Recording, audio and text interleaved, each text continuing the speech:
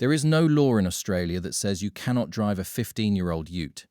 Nobody in Canberra has banned the Hilux. No state has drawn a line around Sydney and told diesel owners to turn around at the border. And yet right now, across this country, ute owners are being fined, defected, refused insurance cover, knocked back at the mine gate, and told the vehicle in their driveway is no longer roadworthy. What nobody knew when they signed the paperwork on that dual cab back in 2012 was that the rules would never need to ban it. They would only need to make it impossible to keep legally. These are 10 ways your old ute is quietly becoming illegal in Australia. How a legal ute become an illegal onu. So how does a vehicle that was completely compliant the day it rolled off the lot in Wagga end up as a liability parked in your own driveway? It happens the way most things happen in Australian regulation. Slowly, in separate departments, in documents nobody outside the industry reads, with each rule looking perfectly reasonable on its own. The Environment Protection Authority handles one piece. Transport for New South Wales handles another. The Federal Department of Infrastructure handles the Australian design rules. Your insurer handles a fourth. Your employer handles a fifth. None of them coordinate. None of them are trying to ban your ute. But stack all 5 on top of each other, and the practical result is a vehicle that is legal on paper and unusable in real life. Start at number 10. Number 10. THE 10-second rule. Most ute owners have never heard of Section 21 of the Protection of the Environment Operations Clean Air Regulation. It is one sentence long, and it has cost Australians a lot of money. Under that regulation in New South Wales, it is an offence for any vehicle to emit visible exhaust smoke for a continuous period of more than 10 seconds. 10 seconds. That is roughly the length of a hard pull-up-the-bully pass with a trailer on the back. The enforcement mechanism is the part people underestimate. You do not need a highway patrol car parked behind you. Any member of the public can log your registration through the Report to EPA app, along with the make, colour, suburb, date and time. They have 14 days to lodge it. The EPA cross-checks the plate against the description, and a letter turns up at your address. Reports are not anonymous, but your neighbour's name never reaches you. And because the NSW EPA can act on vehicles registered in New South Wales, the ACT, Queensland, South Australia and Victoria, a Queensland-plated D-Max on a job in Parramatta is fair game. For most private owners, the first contact is an advisory letter. But it does not stop there. Enforcement officers can issue an automatic $400 fine to the owner of a smoky vehicle used for commercial purposes, and reported penalties for failing to comply with a warning have ranged from $300 up to $2,000. In Victoria, the mechanism has teeth of its own. The EPA issues a vehicle testing notice, and you must take the vehicle to an approved tester at your own cost, obtain a certificate of compliance, and submit it by the due date. Fail to produce that certificate and you can be fined. Sell the vehicle before you produce it and you can be fined for that too. The uncomfortable part is who gets caught. In 2023, the ABC reported on a Sydney woman who received a notice from the NSW EPA over her 2015 Hilux, alleging excessive smoke and warning of a $2,000 fine if it was not rectified. Her vehicle was 8 years old. It was not a rust bucket. It had a known diesel particulate filter issue that was already the subject of a federal court class action, and she was still the one holding the notice. That is the principle underneath all of this, and it is worth understanding early. In New South Wales and in other states, the vehicle owner is responsible for the emissions coming out of the exhaust. Not the manufacturer, not the dealer, you. Number 9. The delet that deleters your CLIM. Which leads directly into the most common piece of advice given in every ute forum and every pub car park in Australia. Just get the DPF deleted. It is a trap, and the trapdoor got a lot bigger in April 2024. Deleting a diesel particulate filter is illegal on any road-registered vehicle in Australia. Not a grey area. Every diesel ute sold here was certified against a noxious emissions standard under Australian Design Rule 79, and the filter is part of how the vehicle meets that standard. Remove it, and the vehicle no longer complies with the standard it was approved against. Critically, it makes no difference whether the filter is physically cut out or simply mapped out in the engine control unit software. Both count as tampering. So does an EGR blank. So does a workshop doing it for you rather than you doing it yourself. Here is the detail that even most tuners have not caught up with. On the 3rd of April 2024, the Environment Protection Legislation Amendment, known as the Stronger Regulation and Penalties Act, commenced in New South Wales. It was the largest overhaul of environment protection law in that state since the EPA was created in 1991, and it did not just adjust penalties. It doubled maximum penalties across the board and lifted on-the-spot fines for many common offences under the Protection of the Environment Operations Act to $15,000 for a first offence for an individual and $30,000 for a corporation. Second offences run higher again. Emissions tampering sits under that same act. Read that again slowly if you have a deleted ute sitting on a driveway in Penrith. But the fine is not what should worry you. Insurers can decline a claim on a vehicle with a tampered emissions system on the basis that the vehicle was not road legal at the time of the crash. Picture the scenario. You are stopped at a roundabout in Toowoomba and someone runs into the back of you. Not your fault. The assessor inspects the vehicle, notices the welds around where the filter used to be, or pulls the ECU and finds the map, and the claim is gone. You are now paying for your own written-off ute and potentially the other vehicle as well. Then there is the resale problem, which is quieter and more expensive than people expect. Dealers have been burned enough times that ECU checks at trade-in are now routine at major metropolitan dealerships. If the delete shows up, they either refuse the trade entirely or deduct $4,000 to $6,000, because that is what it costs them to reinstate the system before they can legally put the vehicle back on the yard. A deleted ute is not a modified ute. It is a stranded asset.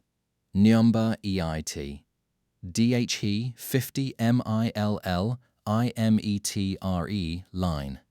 Now walk out to the driveway and look at the ride height. Australia has one of the strictest modification regimes in the developed world, and it is governed by a document called Vehicle Standards Bulletin 14, sitting alongside the National Code of Practice. Very few owners have opened it. Every highway patrol officer in the country works from it. The number that catches four-wheel drive owners is 50 millimetres. In New South Wales, if the combination of your suspension changes and your tyre changes lifts the vehicle more than 50 millimetres above standard, you are into certification territory under the Vehicle Safety Compliance Certification Scheme. Beyond that, for a 4x4 ute or wagon lifted somewhere between 50 and 150 millimetres depending on the jurisdiction, you need certification under the LS codes. Swap in seats from another production vehicle and you are into the LK codes. Nothing about it is intuitive, and the thresholds vary by state, which is exactly why so many people get it wrong in good faith. The consequence is not a warning. Police notice a vehicle that sits taller, louder, or lower than it should, and if the modification is not certified, the owner receives a defect notice. Depending on the severity of that notice, you can be prohibited from driving the vehicle at all until the defect is remedied and the vehicle is presented for inspection. Your legally purchased, professionally fitted lift kit has just parked your work vehicle in your own driveway. And this is the detail almost everyone misses. A suspension lift is not the same thing as a legal load rating change. Heavier springs and better shocks might make a loaded ute feel planted on the newel, but unless the package has been engineered and certified as an approved upgrade, your legal weight limits have not moved a single kilogram. You have changed how the vehicle feels. You have not changed what the compliance plate says. And in a courtroom, the compliance plate is the only thing that talks. Victoria follows the National Code of Practice closely and is generally reasonable about cosmetic work, but runs zero tolerance on stretched tyres. Queensland runs its own modification codes. Western Australia issues modification permits through its own department. There is no single national answer, which means the ute that is fully legal in Brisbane can be defected in Sydney. Number 7. Teach e-compliance, plate nobody reads. That brings us to the paperwork trap that has quietly caught out thousands of touring and trade builds. The gross vehicle mass upgrade. There are two legal pathways in Australia and they are not equivalent. The first is a pre-registration upgrade, carried out before the vehicle is first registered under a second stage of manufacturer approval issued by the Federal Department of Infrastructure. Because that approval forms part of the vehicle's original compliance, it is recognised nationally, it travels between states without re-engineering, and the resale is clean. The second is a post-registration upgrade, done after the ute is already on the road. It is based on an approved kit, but it needs engineering certification and a modification plate, and critically, it is certified against the rules of the state where the vehicle is registered. That last sentence is where the money disappears. A post-registration modified light vehicle sold into a state other than the one where its modification was certified is subject to recertification in the state of sale. Buy a Melbourne certified Land Cruiser and take it to Perth, and Western Australia will assess it against its own technical bulletins. If it does not meet them, the re-rating is not recognised and the original manufacturer's specifications apply again. Your 4-ton ute is legally back to 3.3, and everything you have loaded into it is now overload. There is a second layer that even suspension shops sometimes get wrong. Gross combination mass upgrades were pulled out of the second stage of manufacture pathway years ago. The Federal Administrator's circular is explicit that second-stage manufacturers are not permitted to increase towing capacity as part of an approval that results in a GVM upgrade. So a GVM upgrade does not raise your GCM. It gives you more carrying capacity and not 1 extra kilogram of legal towing. And the newest layer is the one nobody saw coming. From the 1st of November 2025, vehicles manufactured on or after that date that are re-rated above 3.5 tons GVM must meet ADR 80/04, the Euro 6 heavy vehicle emission standard. Because lifting carrying capacity changes how the engine behaves under load, several older engine platforms can no longer follow the pre-registration pathway they used for years. The V879 series Land Cruiser is the example everyone in the aftermarket talks about. Owners who once had a clean national approval are now pushed toward individual post-registration engineering instead, with all the state-by-state fragility that carries. Number SIX 40 PAR Cent Weir Over. When New South Wales Police set up a temporary roadside weigh station in Western Sydney, they were expecting to find some non-compliance. What they found reads less like an enforcement blitz and more like a diagnosis. Almost 40% of the caravans and camper trailers pulled in were over their maximum aggregate trailer mass. 36% of the rigs exceeded the gross vehicle mass of the tow vehicle itself. 18% were over gross combination mass, which is the absolute legal ceiling for the whole outfit. And a further 43% were operating somewhere between 90 and 99% of their rated GCM, meaning fewer than 1 in 5 vehicles on that day had any meaningful margin at all. Queensland ran a similar exercise at holiday checkpoints and found 9 out of 10 weighed vehicles over a limit somewhere. You would think someone would have said something about this a decade ago. Nobody did, because the marketing did the talking instead. Every dual cab in this country is sold on a headline of 1-ton payload and 3.5 tons of towing. Take 5 popular utes over a certified weighbridge with a driver on board and half a tank of fuel, and the real numbers land differently. The Ranger returned a genuine payload of around 900 kilograms, the Hilux 930, the D-Max 850, the Navara 810. Not one of them is actually a 1-tonner, and utes have generally got heavier since without much increase in GVM to compensate. Now build the vehicle the way Australians actually build them. A steel bull bar with a winch takes 50 kilograms. Long-range tank, 140 when full. Second battery, drawers, canopy, recovery gear, a fridge, a rooftop tent. 2 adults and their bags, another 180. Then hitch a caravan and add the tow ball download, which comes straight out of your payload rather than your towing capacity. On a rig with a 900 kilogram payload, you are legally overloaded before anyone climbs in. The fine itself is manageable. Victoria's range for overload runs from around $238 up to $1,580 depending on severity. South Australia caps around $591. Tasmania sits between $130 and $735. That is not the consequence that matters. Under Australian road transport law, an overloaded vehicle can be deemed unroadworthy, and almost every motor policy in this country contains an exclusion for unroadworthy vehicles. Crash investigators establish you were over GVM, and the claim goes. If this report is telling you things you were not told at the dealership, hit subscribe. This channel investigates the Australian automotive industry every single week. Now, everything so far has at least been something you could argue about at the roadside. Number 5 is the one where nobody argues, because there is nobody to argue with. Number 5.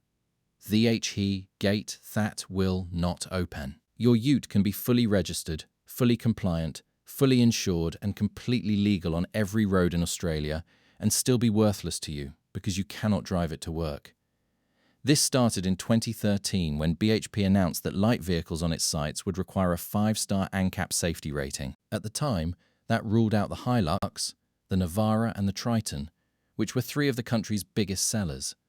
The policy also banned bull bars, rollover protection and aftermarket suspension kits that were not verified as compatible. The Four-Wheel Drive Industry Council pushed back hard, arguing the standard was benchmarked on limited testing and that banning safety equipment would make vehicles less safe on remote public roads. It did not matter. BHP's decision alone changed the safety specification of an estimated 50,000 vehicles a year in Australia, and the rest of the industry followed the template.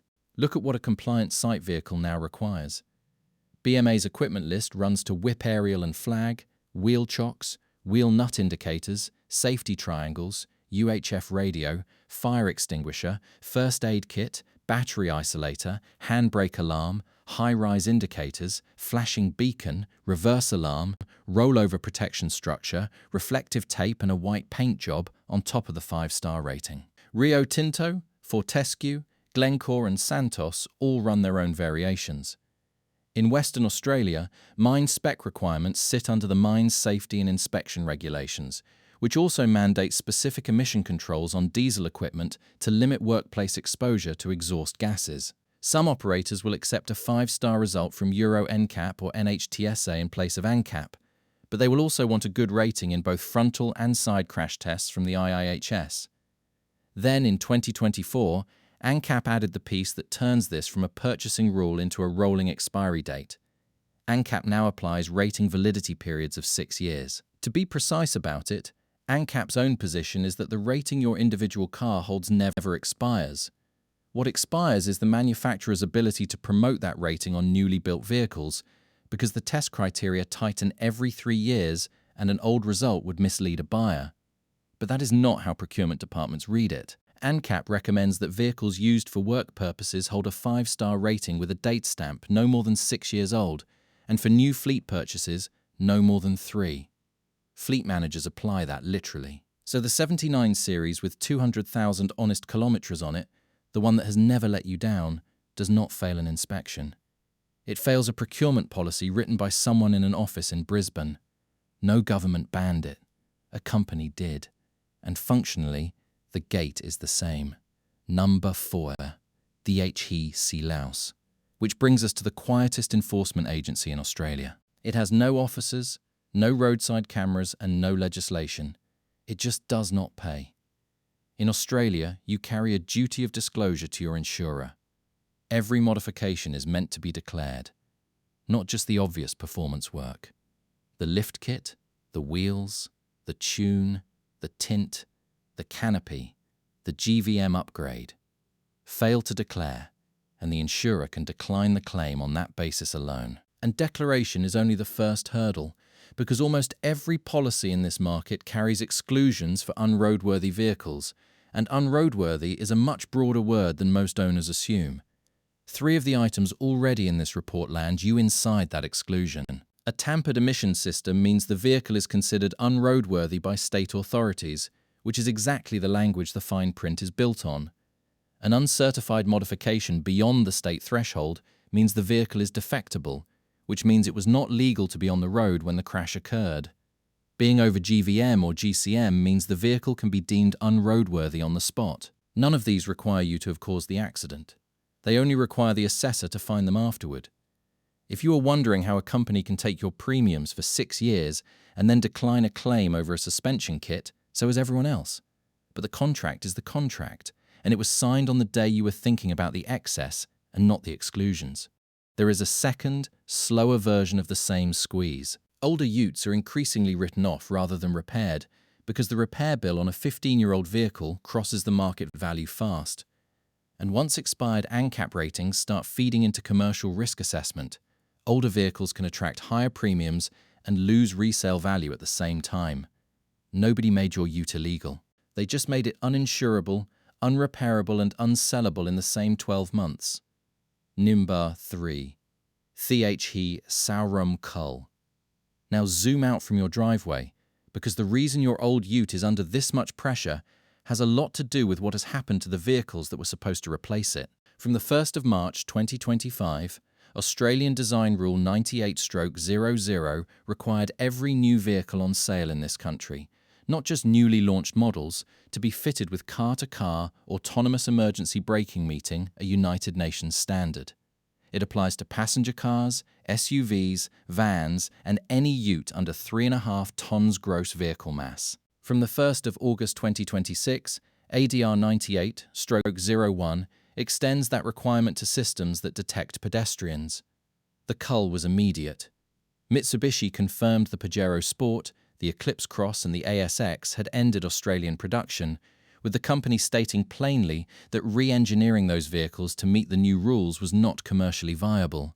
The Toyota Granvia went. Several LDV and Fiat products were caught. And this is the bit that tells you exactly how the sausage is made. Toyota kept the 40-year-old Land Cruiser 70 series alive by fitting AEB with pedestrian, cyclist and motorcycle detection, and then quietly lifting its gross vehicle mass from 3,500 kilograms to 3,510 kilograms. That single change reclassified it as a medium goods vehicle and stepped it neatly outside side impact regulations that would otherwise have forced a sales stop. 10 kilograms of paperwork saved an icon. That is not a criticism of Toyota. It is a demonstration of how precisely these thresholds are drawn and how much sits on the correct side of a line you have never heard of. The knock-on effect for you is simple and rarely spelled out. Every regulation that removes a cheap, simple, older-style ute from the new car market removes the natural replacement for the one in your driveway. The floor of the market keeps rising, which is why the ute you cannot economically fix is also the ute you cannot economically replace. Number TWO. DHE price wall. Then there is the policy that gets blamed for all of this, and it is worth being honest about, because the internet has this one badly wrong. The new vehicle efficiency standard commenced on the 1st of January 2025, with the first reporting period opening on the 1st of July that year. It sets an average carbon dioxide target across every manufacturer's range. In 2025, the headline limit sat at 141 grams per kilometre for passenger cars and 210 for light commercials. In 2026, they tighten hard to 117 and 180 respectively. Run the maths on a real ute. A Hilux Rogue weighs 2,342 kilograms. Apply the mass adjustment, and its 2026 target comes out at 186 grams per kilometre. The vehicle actually emits 201. That gap is a liability, multiplied by every unit sold. Across the first reporting period, light commercials as a category cleared their bar, but only just averaging 199 against a target of 214. Mazda is already carrying the largest unit debt in the country at more than 500,000. Nissan sits around 215,000, with Subaru close behind. Without hybrid or electric utes arriving quickly, the segment could hit a compliance wall as early as next year. Now the part that matters. The new vehicle efficiency standard does not apply to your ute. It has never applied to your ute. The department is explicit that it covers only new vehicles entered on the Register of Approved Vehicles from the 1st of July 2025 onward, that existing owners of utes, vans and sedans face no penalties or restrictions, and that no vehicle model is banned. If someone tells you NVS is coming for the ute in your driveway, they have not read it. What it does do is push up the price of the new one.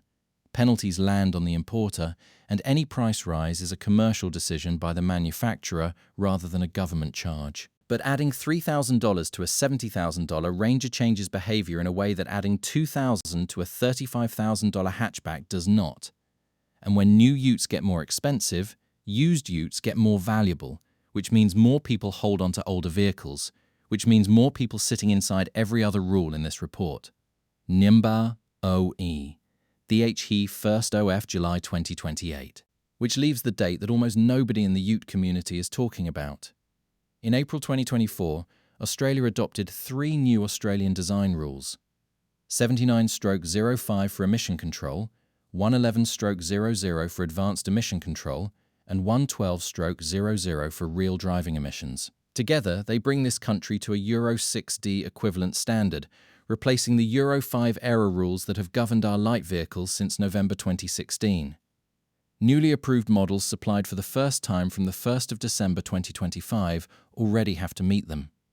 Every new light vehicle supplied to Australia must comply from the 1st of July 2028. To make that possible, the fuel itself had to change. Premium unleaded aromatics are being cut back, and sulfur is dropping to 10 parts per million, phased in from December 2025. The heavy vehicle equivalent, ADR 80/04, applied to all new heavy vehicles supplied from November 2025. The government's own analysis puts the health benefit of the light vehicle package at around $4.5 billion by 2040 and states outright that the benefit grows as older vehicles are replaced by newer ones. Read that last part again, because it is the honest answer to the question in the title. The policy does not need to ban your ute. It is designed on the assumption that your ute will simply age out. And here is where this report has to be straight with you, even though it is not the satisfying ending. No Australian government has banned older utes from the roads. There is no low emission zone here. There is no age-based registration cut-off. The ACT's 2035 commitment covers new car sales and explicitly does not stop you driving or selling a used diesel. Overseas is different, and Paris now restricts diesels over 14 years old from Greater Paris during daylight hours, but that is Paris, and it is not on the table here. So the word illegal is doing something specific in the title of this video, and it deserves to be defined properly. Your ute is not being outlawed, it is being squeezed. Emissions enforcement on one side, modification certification on another, weight compliance on a third, insurance exclusions underneath, employer policy at the gate, and an entire new vehicle framework built around the assumption that the old fleet quietly disappears. Every one of those is defensible on its own. Stacked together, they arrive at the same destination a ban would have reached without a single politician having to say the word. WH at thif s ac2ali means FORU. The real question is not whether your ute will be banned. It will not be. The real question is how long you can keep it legal, insured and useful at the same time. Because those three things are drifting apart, and they are drifting apart faster every year. Keep the emissions system intact, because a delete now costs more than the repair ever did. Get modifications certified in the state where the vehicle is registered, and get them recertified if you move. Weigh the thing loaded, once, on a real weighbridge, and find out what you are actually driving. Declare every modification to your insurer in writing. And check the compliance plate before you buy anything second-hand with a lift kit and a canopy on it, because you are buying the paperwork, not the panels.